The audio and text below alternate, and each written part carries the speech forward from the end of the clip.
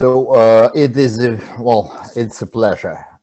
First of all, every high school big data challenge starting from 2014, it is absolutely, it is an event. And I want to start with greetings to national high school big data challenge participants. My name is Sacha Noukhovitch. I'm the founder and president of STEM Fellowship and have an honor to moderate this roundtable. I'm an electrical engineer by my first education. I did a PhD in management theory and then traded everything, academic research, R&D, for teaching in school.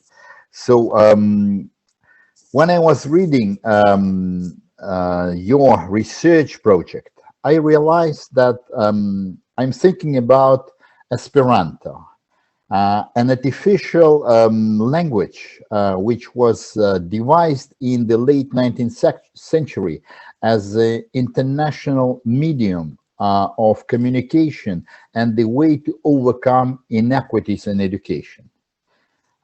Comparatively to Esperanto that never really got implemented, in your project, you were using algorithmic languages and data science that is equally understandable here in Canada, Nigeria, China, and all over the world. You are speaking a new and real Esperanto, a common language of communication that is behind every learning management system, website, and actually AI. This digital world Esperanto is changing lives and the way we learn. It already affects your schooling, which is not going to be the same as it was for your parents or even older siblings. The current situation, pandemic, only accelerated the role of common communication and brought forward open science in a new, unusual way of a learning environment for all, regardless of socioeconomic and geographical circumstances. So with these thoughts, I can tell you that we have a luxury of having absolute thought leaders and educational innovators of national and international level gathered today to speak on the matters of where the education going to. I would like to ask our esteemed guests to introduce themselves and brief about their background. And again, in a new environment, I will be giving floor according to how I see you virtually. So, Bonnie Schmidt, Dr. Bonnie Schmidt, you are the first one, and Suze, you will be the second. Isabelle, you will be the third, and that's how I see you on my on the Zoom. So please, Bonnie, floor for you. Super. Thanks so much for the opportunity to join you today. I just want to start by saying, I kind of wish I saw your faces. I see lots of names on the screen right now, but I just want to applaud you. Oh yeah, thank you. There's a few coming on. I want to just applaud you for the amazing work that you're doing. This is such an important competition, and the fact that you're giving up so much of your personal time, including for the competition itself on the weekend, really speaks volumes to your capacity, your interest in this particular space. And I feel really blessed to be part of it. So a bit about myself, Bonnie Schmidt. I'm the president and founder of Let's Talk Science. It's a national charitable organization that focuses on STEM outreach and education for early childhood right to the end of grade 12. I'm hoping that some of you have actually been engaged with Let's Talk Science over the years. We also partner with 51 universities and colleges to help mobilize thousands of volunteers in getting out to support young people in learning STEM. You are so far ahead of me when it comes to digital literacy, but I'm working hard to catch up. I'm deeply committed to issues of equity, so I was particularly delighted to see that this year's competition was looking at equity in education. And at Let's Talk Science, we've come at that in a variety of ways, which perhaps I'll explore a little bit more as we get into the broader panel discussion. I'll leave it with that for now. I can pick up from there. Thank you so much, Bonnie. Again, I just wanted to echo Bonnie's thoughts. The submissions that we've already kind of had a sneaky peek at are incredible. So it's a huge honor to be joined by all of you. I think we have so much to learn from you. I have a noisy cat in the background, so I'm going to try and speak over her. So I'm Dr. Suze Kundu. My pronouns are she and her, and I'm based in London in the UK. I'm head of public engagement at Digital Science, and my background is actually as a researcher. So I did an undergraduate and a master's and a PhD in chemistry at University College London, UCL. And my research was focused on nanotechnological solutions to clean energy production and hydrogen generation from water in a process known as artificial photosynthesis. I'm also a science communicator, performing live shows and demo lectures at science festivals and other events across the world. And I'm a TV presenter and a science writer as well, but I'm also a qualified teacher. I did a PGCE for 11 to 18 science teaching in the UK alongside my first postdoc, and I still maintain that teaching is, I think, the hardest job in the world. It's up there with nursing. Those that can do it have such a huge responsibility to inspire, to enthuse, and to support, not just educationally, but pastorally for so many students. And so I think education is such an important thing. So beyond that, I continued studying pedagogy, and I did a master's while I was teaching in university learning and teaching, and I focused on the retention of women engineering students within the profession beyond degree level. So after 6 years of lecturing at Imperial College and the University of Surrey, I left academia and I joined Digital Science, where I now work on sharing examples of how we use data to kind of provide a snapshot of any current situation and monitor ongoing trends, particularly within research and also research culture. I think everybody quite rightfully is focusing a lot more on equity, diversity and inclusion, and that's something that we're trying to do our bit to contribute towards as well at the moment, and it should be embedded in everything that we do, not just an add-on. So I think some of the themes for today and for your projects has been right on the money there. I think it's such an inspiring set of projects to be a part of. So I work within a range of different communities to nudge research culture to be more open, inclusive, collaborative, and ultimately more efficient. And I'm just really pleased to be with you here today. Thank you so much for having me. So I'll jump in. Thank you, Susie. Yeah. Thanks, Sacha. My name is Isabelle LeVert, and I work at the Canadian Commission for UNESCO, and we are a proud supporter of the Big Data Challenge for a number of years and STEM Fellowship. So I'm really honored to be here, and similar to what Bonnie has said as well, just the enthusiasm and motivation that you have to dedicate to this on the weekend and learn beyond is inspiring. At the Canadian Commission for UNESCO, so we are a UN agency. So UNESCO, you might know, stands for United Nations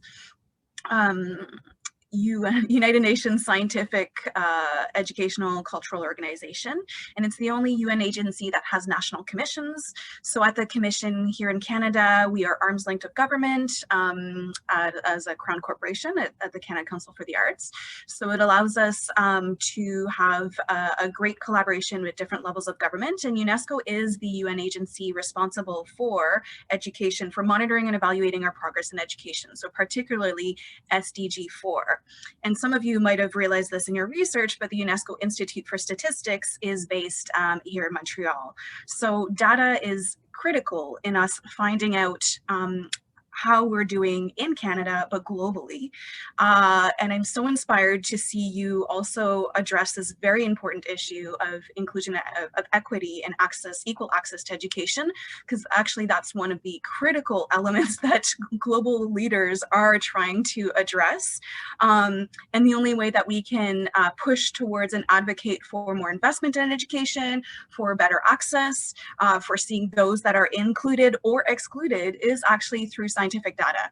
So I do really strongly believe that this is critically important to showcase where there's lack of either investment or access for different. So I'm so excited to hear about your projects and learn more and see how we can advance this really important issue with all of you. Thanks. Thank you so much. I am talking to the audience and actually to those we are recording, so it will be, let's say, available for students and teachers to see this panel. Not only, this panel will have a value in connection with the project and of its own, because your perspective, your view of what we're discussing now has a absolute significance to practices of teaching, to practices which day-to-day learning of students, first of all, here in Canada, and hopefully we do have actually international participation in the competition and international attention from Latin America, from, of course, the south of the border. And in this regard, my next question will be related to the data. Practically in all the research presented by students, they were saying that they were not enough data for them to carry out and deliver or to reach to their final conclusions, to prove what they were trying to find. So a metric often used to measure students' success between various countries are harmonized test scores. And PISA, and we have Bonnie actually even consulted PISA recently. Teams, pearls, there are various metrics because it is critical, and everybody understands that success of the country, success of the progress is highly dependent on the education, on these fundamentals of the schooling. So there are slight differences between various test scores based on the technologies. The question is, these holistic measures and these scores, are they really helping to address inequities in education? And I'm leaving this question to three of you, whoever wants to start. I can start since you mentioned PISA.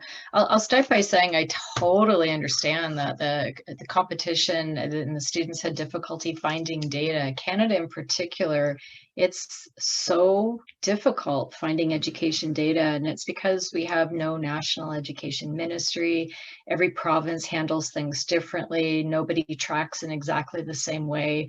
So it's very, very difficult to get even to the micro level to understand how students are doing unless you're actually in the school or in the ministry and have access to that data.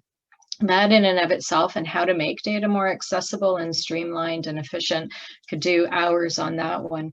When it comes to the international surveys, I think it's a really tough question, and I'm actually of two minds. On the one hand, it seems almost too trite to try to take it all down to a particular score and say that if you get this particular number in this country, you're doing better than that particular number in that other country. So it almost trivializes or simplifies it.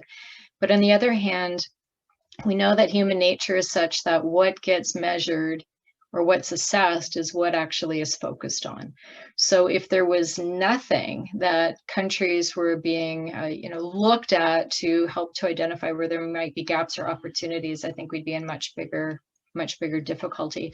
I'll just relate to the experience, although is the test right? Like, are the tests and the questions and the way that we're administering it, are they correct, and are they the most efficient and the best? Well, that also can be a whole other conversation.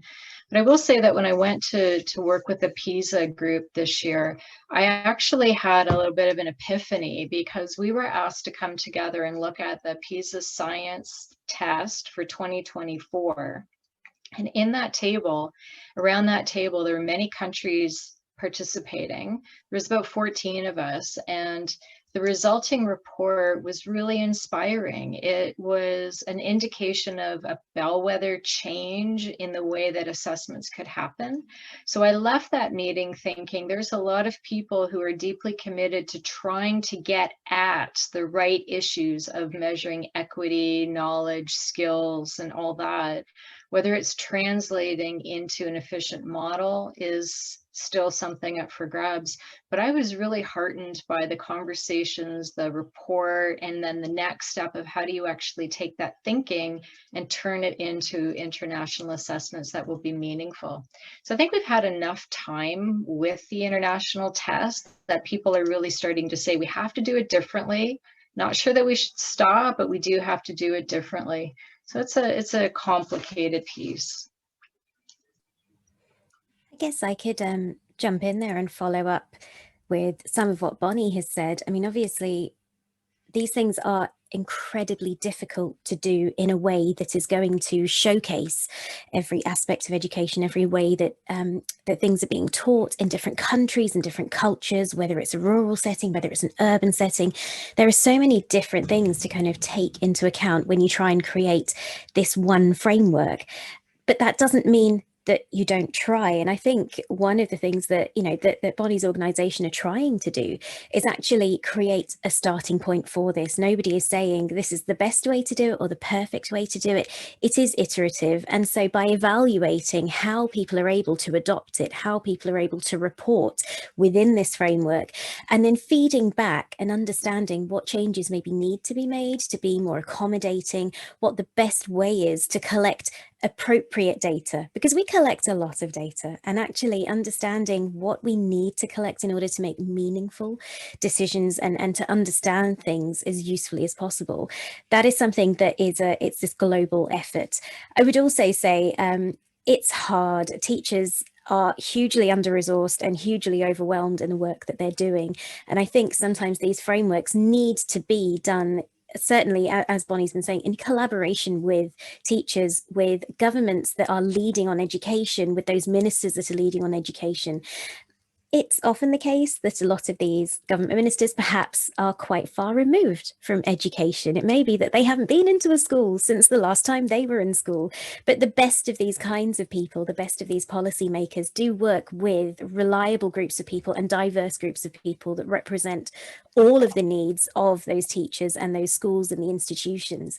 And so you kind of have to hope that by kind of using that system in collaboration with policymakers, with teachers, working together as a community, we will start to collect the best data. And in order to do that, we work with them. And then we can start to make really positive changes and really understand where the inequality lies, what the barriers are to equality and equity, and hopefully then start to work together to overcome them.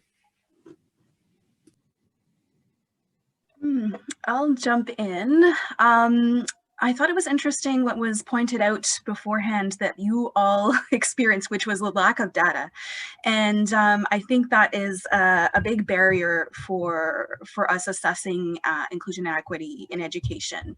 The UNESCO Institute for Statistics clearly indicates there's a lot of regions of the world that just don't have the resources and access. These, of course, learning, some of these PISA, like these learning assessments globally are critically important. They do need to exist, but we need to ask those deeper questions. What data are we gathering? How are we evaluating? What's missing, which you've pointed out? How can we really know what's going on? And also, if we're talking about who is out of the education picture, vulnerable populations, immigrants, refugees, displaced, internally displaced people, there are no statistics around that. So that's also a huge challenge. And particularly all of you who have, I'm sure, been impacted by the pandemic this last year, I think we also have to look at these global contemporary issues. And in response to the pandemic, UNESCO launched a global education coalition trying to track and monitor school closures. So if we think about that, last spring, we had over 96% of students out of school. And even today, we still have kids that have not returned to school. So we are looking at the biggest education crisis that we have ever seen, even if you take in consideration the First and Second World War. So, I mean, the lack of data, the priorities have shifted. The data will not, but I mean, I think there are, I think our discussion will go towards opportunities, but I think right now the question around learning assessments and what's currently out there is critically important. And the last point I'll just make also is that our current international learning assessments really just focus on the target 4.6, which is numeracy. Like we're really looking at reading skills and mathematics and, you know, numeracy and literacy skills. So we're actually also missing a whole bunch of data for other factors. And a big one that Canada is interested in is global citizenship and sustainability, and what the Council of Ministers of Education, CMEC, the Council of Ministers of Education Canada, and OECD is looking at global competencies. So when you are graduating high school, or if you're in university, we know there are hard skills that are relevant for the workforce, but more and more we're thinking about the future of work, and we're thinking about these, what was deemed soft skills. So we're looking at innovation, critical thinking, communication skills, collaboration, learning to learn and being able to self-pace yourself. All of these skills, that's another question. How do we gather data on how students are being measured on these issues? And that's a critical thing that we still haven't figured out. So it's not your fault that you couldn't find the data out there. It's actually because it doesn't exist. So I think that's really, really important to note. And we are, but there are some progress. So it's not just Canada thinking about global competencies, it's also a global movement. OECD is also doing it. And PISA actually did do a pilot project in Australia a few years ago about actually that, about what they deemed as competency. They're really looking at almost intercultural relations of how do students, we know that if they're open-minded and are able to relate with their classmates, with their teachers, with community, that they'll be able to succeed more. So if we think about the future of work and a lot of the skill sets that we'll be able to use robots or computer data for, of course, it's essential for us to know how to use that behind the scenes, but it's also essential for us to have those other skills that we're not currently measuring. Well, thank you. It is from the, let's say, from the perspective of how, let's say, biggest experts position Bonnie presented to the Suze's angle on diversity and practically data. And Isabelle, what you said, it is has such a deep meaning that the literacy now includes also a digital citizenship as a essential component, as something which should come along with the basic knowledge of math, basic knowledge of language, and should be assessed, and because it is another literacy as critical. So I'm thinking that if students or our participants have questions, and it is not only students, so don't hesitate and put them on the chat, because roundtable, yeah. Finish your sentence. I was just going to add to, I think, Suze's comment too. Okay. So one of the things that I just wanted to raise, and maybe the panelists have some ideas as well, is how do you move to measure some of these competencies? When we were looking at the PISA report, I was really thrilled, that they wanted to look at science identity. So how do we start to unpack a variety of components around the world of understanding confidence levels, role model levels? And that, that's such a personal dimension, and that is so situationally based. How do you gather data on that? And there was also a very strong push to look at sustainable development. Again, very situational. And the idea that there could be a common content or knowledge question that would go onto an exam or a standardized test, it just doesn't even seem to make sense. So the idea of how do you actually move these tests and gather this data around more of a competency-based or a trait-based kind of question, which is very, very different from what we have been doing, which has been typically more content-based. I could certainly comment a little bit on some of those things.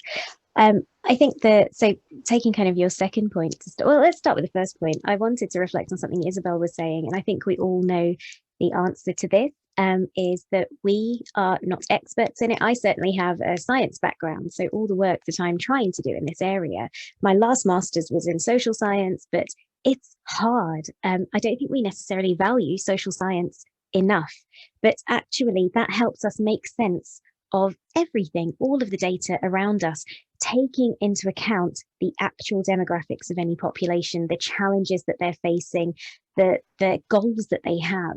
We need to work better with social scientists because they're incredibly good at what they do. They are experts. And I think quantitative data is what we're used to as being data that we can make sense of. But really, the real nuance, the way we can learn so much about populations and the challenges that they're facing is through qualitative data, and by really asking these sort of long form questions, by working with focus groups and things, and working with experts to then try and analyze, evaluate, understand what those results are. That's the only way forward in this. And I know that you both do that, and you have incredible teams of people that's working with you to do that.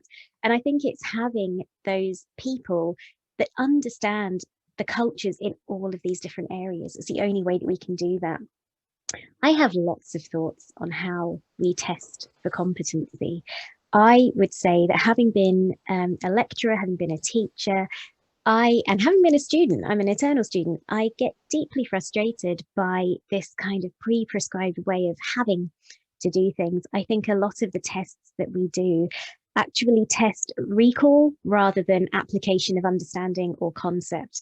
The thing is, at the moment, I think a lot of the ways that we ask these questions and test our students almost have to be these kinds of questions because teachers don't have the resources to mark these longer questions, these more analytical questions. And that's a shame. And I think this is my bigger passionate rant that we need to better value teachers. We need to invest better in teaching. We need to make sure that it's a profession that the best people want to be a part of, that they can stay within the profession before being burnt out, that they can really kind of develop their skills and work with their students to get the best out of those students so they can reach their greatest potential. But at the moment, it's really hard. There are some places that are trying to do this a bit better, but looking at some of the stats in terms of like the human capital around education, the global north versus the global south, there's a huge stark difference between them. Is it in how we're measuring, or is it in the fact that there are just these huge inequalities? And I think because there's no one answer, it's hard to do. But again, I would say just because things are hard and they're difficult doesn't mean that we push and push and push, because those small changes add up to making really big changes. I'm going to stop ranting now because I think Isabelle has lots of coherent things to add. Oh, I'm not sure about that. Actually, Isabelle, before you start, I want to point to everybody here that there is the Canadian Commission for UNESCO report on AI in education. And the AI, like Grammarly, can be a new source of information, of data, how and what students learning. Not only schools, not only classroom, not only formal tests, but actually data mining from how students write, mined by AI. And this, I'm talking to all of you, all of participants, because this is a very interesting report, starting a new conversation, which is long overdue about AI in education. That's a really great point. I think there's a lot of potential for us to learn more, and with data and AI and artificial intelligence can play a huge role in that. And we did, yeah, I can share it with all of you after, but we did publish an Idea Lab paper on this, trying to explore, sometimes in education, there's fear factor behind data, and there's also that challenge of student access to data, with people being able to opt out, right? So I think with the artificial intelligence, we want it to be for good, and we want to make sure that there's security factors and protection for our schools and our students. So that's the argument that we were trying to make, because there's huge potential in mining data, accessing and streaming through, and particularly when we're talking about big data. And I think that goes back to a big push that UNESCO is trying to do, which is open science. So right now there's a global consultation happening on open science, where we're trying to get every country to agree to this concept that scientific data should be free and open and accessible, and including data, so that we can learn and progress as a human species. So we have to think about beyond our protective borders. If you think about the pandemic and how it was a race to try to get the first vaccine out, yes, there are some scientific information and data that's being shared, but imagine how faster this process would have been if all of the companies would have been more open resourced about their and of course there are with scientific journals and etc. We are sharing, but mostly after the fact versus while in development. So UNESCO is really trying to push for seeing the benefit of that. And I think, yeah, and Suze mentioned the disparity that we see from different countries and regions. So it's definitely inequality of wealth, of however you want to classify it, but I think also we do have some bias. So if we think about all the tests that we currently run and how we operate, there's definitely Western bias in our measuring tools, and in our access, and who globally is out there who is collecting the data. So I think we could push ourselves, and within the Canadian context, I think we are doing that. I think we are in a process of reconciliation with Indigenous peoples, and I think there's a big lesson learned about our curriculum, how we evaluate and measure success, and also how do we teach students. And we've also tried to push for Indigenous ways of learning and teaching, and how that doesn't just benefit Indigenous students, but all Canadian students from actually learning from this perspective. So I think across province and territory, there's different levels. I actually see on a call that we have a minister from Alberta who is, I know in Alberta, they're redeveloping their curriculum. So it'll be exciting to see what's coming up. BC did it also a few years ago. So I think our Canadian educational system, as you know, is very complex, but I think it's also, we have lots of lessons learned to learn from each province and territory, and also a lot to share with the rest of the world. And we definitely, my role at the Canadian Commissions, I'm always trying to push to show the success stories from Canada. It's just a little bit more complicated because our story includes many jurisdictions. Thank you, Isabelle. You see, we have a question which is directly resonates with what was just discussed. Actually, it is the question of how do we motivate teachers to adopt a different student learning strategies. And that is brings us to what was mentioned. Is there too much of a Western bias in the measuring the quality of national education? Is we actually using the same measuring stick, and instead of, let's say, giving an opportunity for open science, which is a new type of practically, I can't say textbook. It is a learning environment, which professional scientists using. Why not students? Why not teachers using it in their classes? So why teachers are offering students some kind of washed out version of knowledge? Why not real science, which is now fully available in open access journals? So that is my next question, and I would love to hear your opinion. I'm happy to briefly comment on maybe some of the convincing or motivating of teachers. I would say in my experience, and certainly in the last sort of 10, 20 years, I was very lucky when I was at school. I had incredibly passionate and motivated teachers. I think a lot of people kind of look back to a time where teaching was something that if people couldn't do anything else, they ended up doing. And I don't think that's the case at all. I actually think the teaching profession is populated by incredibly passionate people that are constantly developing professionally, personally, and innovating the ways that they're teaching. We just have to look at the current pandemic to see how agile and dynamic they have been in terms of pivoting their learning from in-person to online, or a mixture of that. Of course, there is the digital accessibility thing that I think we may have a chance to chat about depending on time, because we're presuming that people can do that. And that's obviously a big barrier to equity in education as well.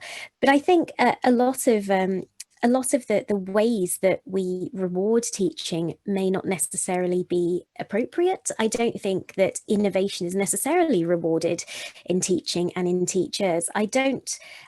It's always quite frustrating, I think, when you hear people going, "Oh, teachers have a really long holiday over the summer or winter, or depending, whenever your holidays are."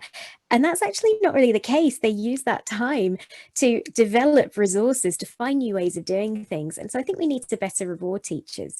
I think we also need to think about maybe how we teach and how we assess students depending on the kind of thing it is that they're doing. In the UK, we have a system of GCSEs when you're 15 or 16, and then A levels when you're 17 or 18, and then you go to university. But there is a parallel way of studying, and that's a vocational qualification called a BTEC. And it's interesting because the second university that I taught at, they accepted both routes to university. They accepted the A levels, which are seen as the more traditional academic qualification that you would do, the program of study that you follow. And the BTEC, for some reason, is often perceived to be, because it's vocational, the kind of one where if you've fallen out of the regular school system, you continue with a BTEC.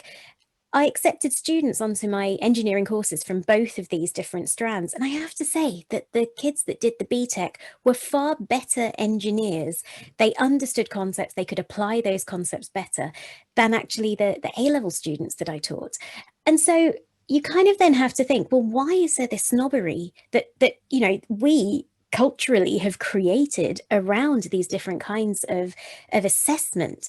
And how can we kind of learn from that? Because if these kids are vocationally being taught in a better way that ultimately makes them better engineers, what can we learn from that, and how can we apply that then to the more traditional way of doing things? So I think actually a lot of it may be looking at the cultures that we've inadvertently created or been a part of creating, and really trying to break those down, showcasing benefits, sharing best practice between different methods of teaching and learning, and really pushing for change. And I kind of look around at your projects and the people that are on this call, and I am very hopeful that that will be happening, because you now have evidence in your hands to be able to say there are better ways of doing this. Yeah. So maybe I'll pick up on the other theme of the question, which was looking at open science and why not? Why aren't we doing that more? And I think I would say that the system isn't quite ready. I think the tools are not necessarily widely available. And it's been our experience at Let's Talk Science that for the most part, elementary teachers don't have a strong science background themselves.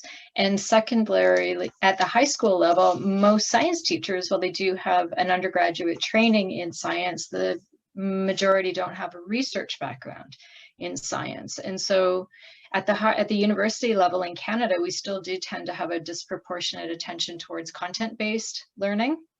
Too many multiple choice tests at the undergrad level and whatnot. So we've got teachers who are trained in that way, who maybe don't have experience with the real science inquiry, which is a part of open science.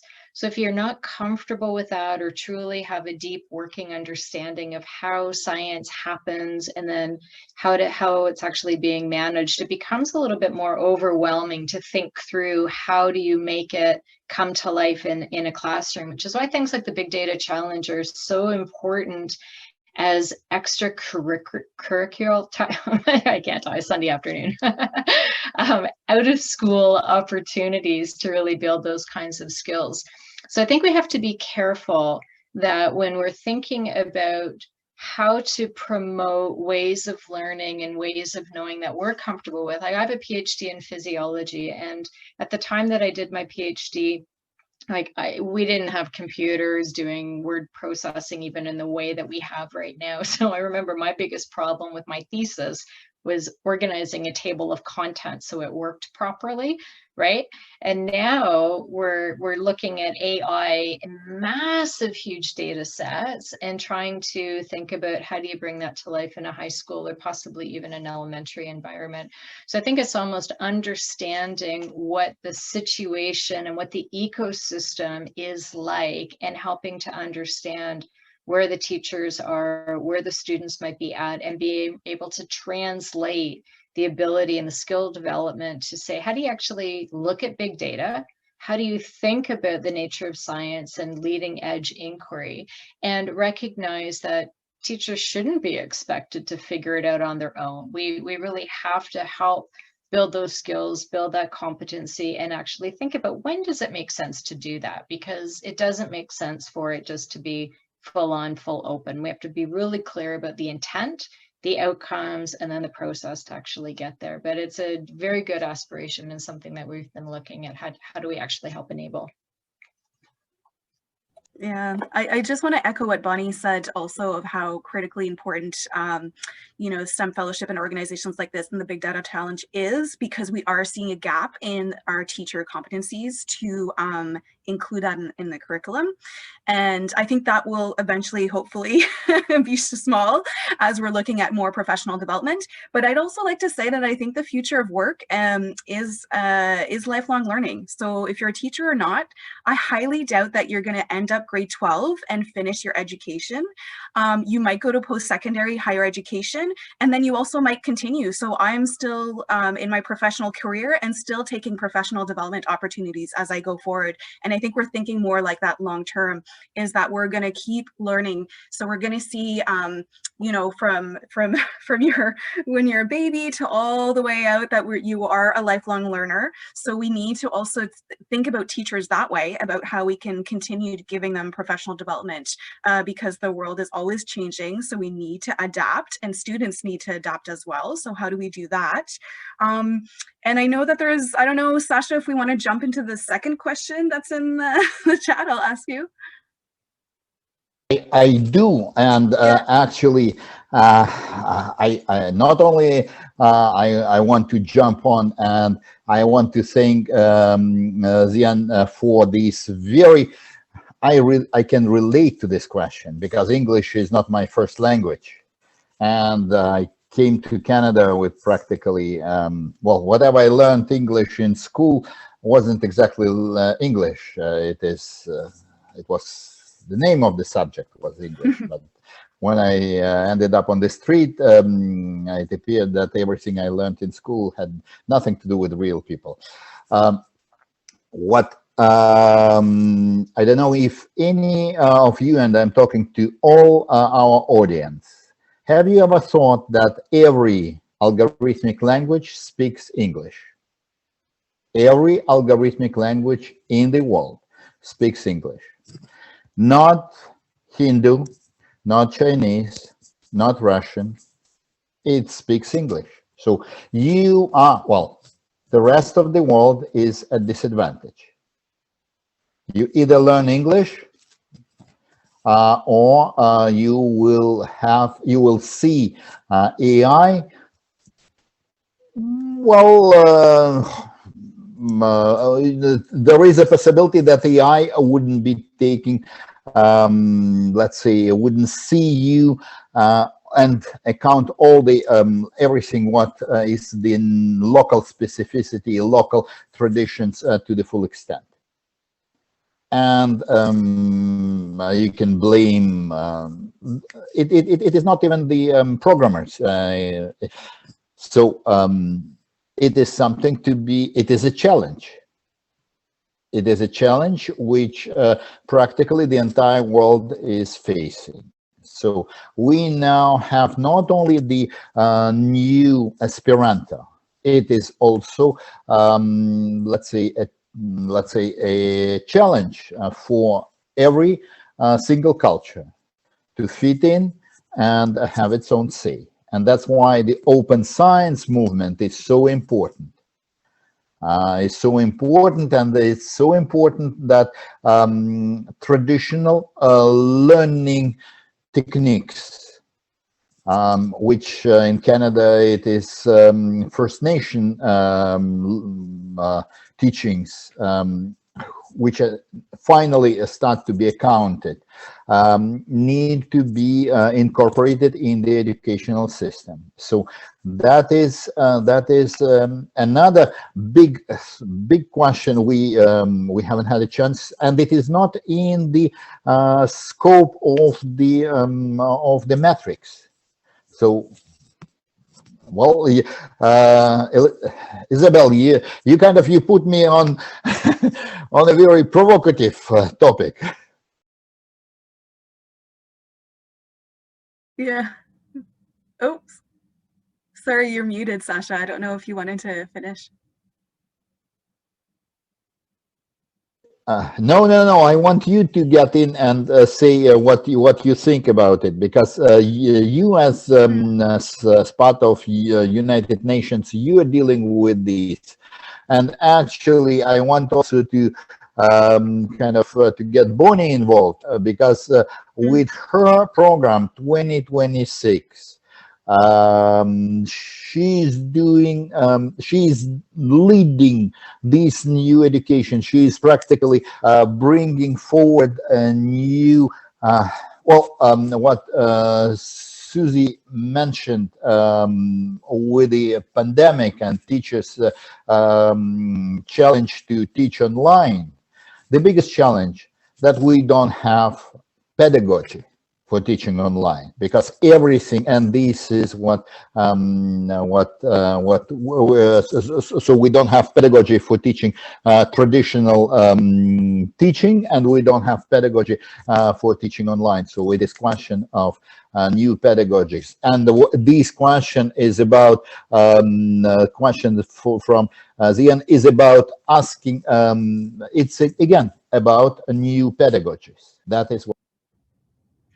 Yeah, so I think the question, how do you think artificial intelligence will affect education in developing countries, especially if it ends up being a lack of local development such as technologies? That's such a simple and complex question too. So, I mean, yeah, Sacha, you mentioned pedagogy entering the curriculum, complex notions. So Big Data Challenge does that. Let's Talk Science and the work that Bonnie does that as well. Digital science. So we need all of these players outside of the official school system to actually infiltrate and support the education systems. That's clear. Education system is large and complex, and it needs diverse players. Of course, teachers are critical, school principals, but we need the influx. If I'm thinking about other regions of the world, I have worked in other regions of the world, and I'd like to say that I think there's still potential to leap forward. However, you need investment. and you need to include that in the education system.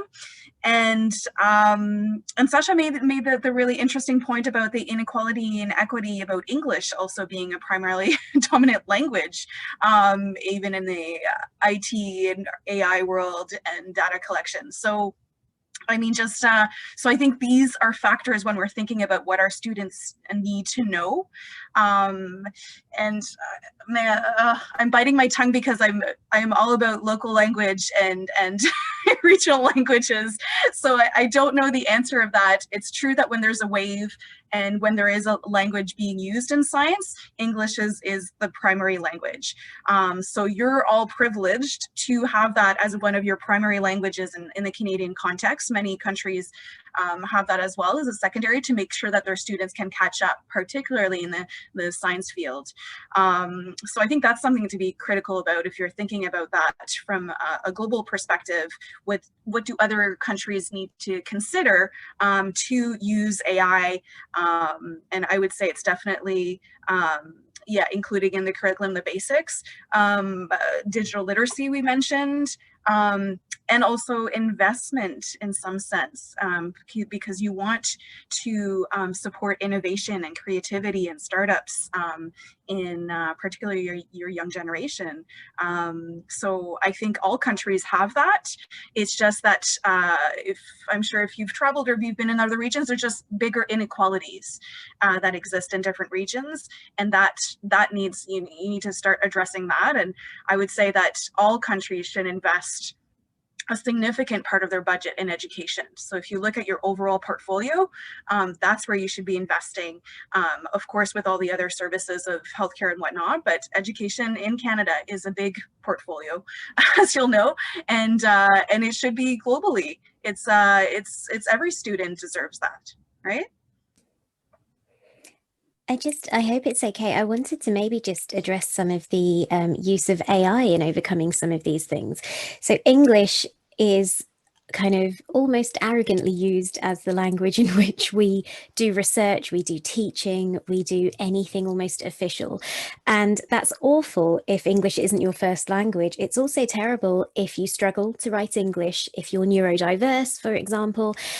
One of the ways that we have been using technology at Digital Science to overcome this, and particularly machine learning and AI, is by using tools such as, we have something called Writeful, which is like Grammarly, but for scientific language, because research is done in an entirely obfuscatory manner. People don't write research papers in a way that you can pick them up and read them and they make sense, because each different discipline almost has its own way, its own nuances within how you communicate that work. And so something like Writeful uses machine learning to help you create scientific content and research information in that language. So that's one way that we're kind of trying to nurture technology.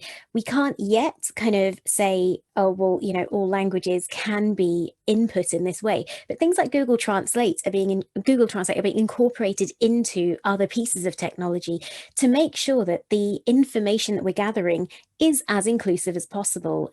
We have another portfolio company called IFI Claims, which looks at patent information, and lots of patents are filed in local languages within local frameworks of legality and everything.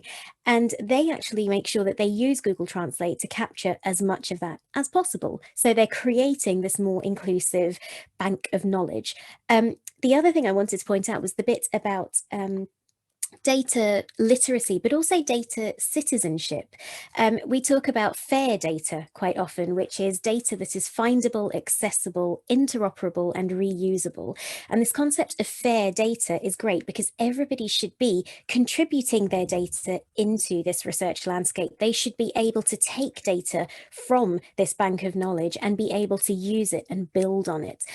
One of the judges, Leslie McIntosh from Repater, she's the founder and CEO of Repater, and she is a researcher herself, but they've created this piece of technology that allows you, when you're doing your research, to run it through this program that checks to see whether the research information that you're putting out there can be reused in a useful way so that other people can build on it.